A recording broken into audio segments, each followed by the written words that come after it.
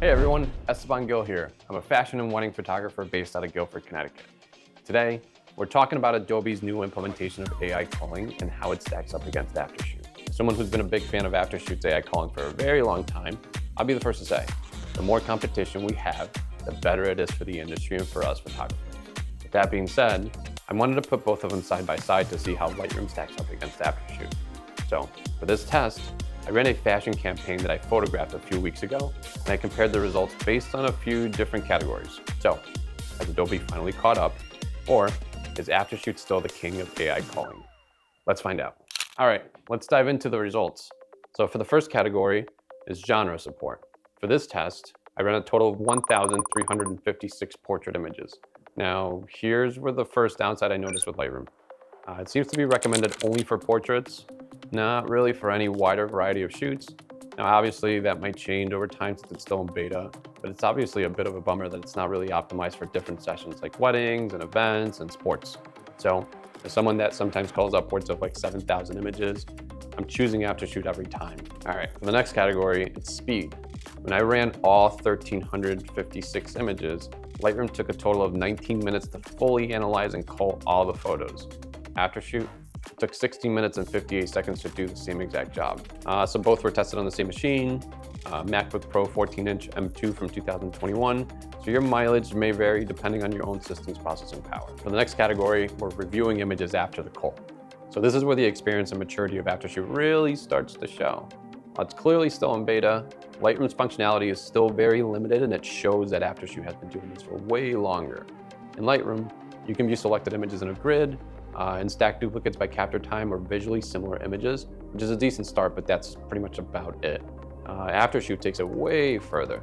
So you can view in loop view with key faces and duplicates, even like the duplicates in the same screen. So when I view my duplicates, I'm able to see key faces. I'm able to see any duplicate images and swap them out real time.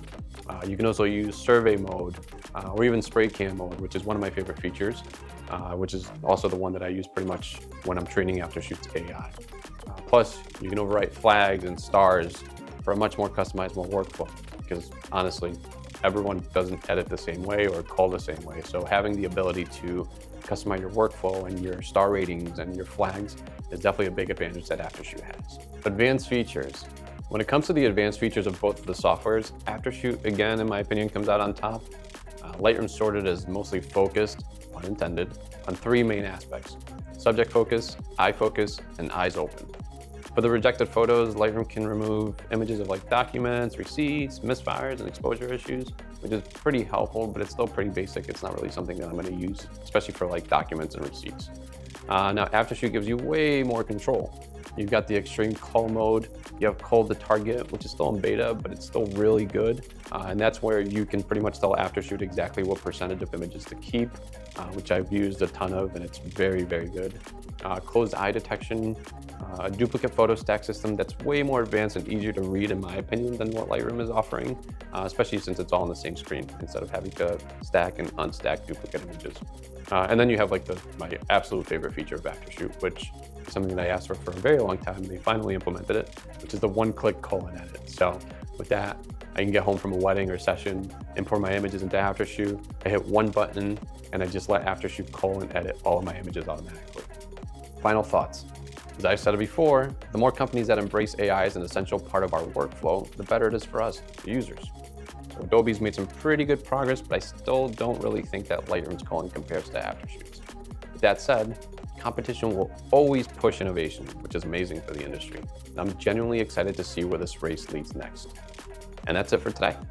If you enjoyed the video, make sure to hit that like button, subscribe to the channel, and turn on the notification bell so you don't miss what's coming next.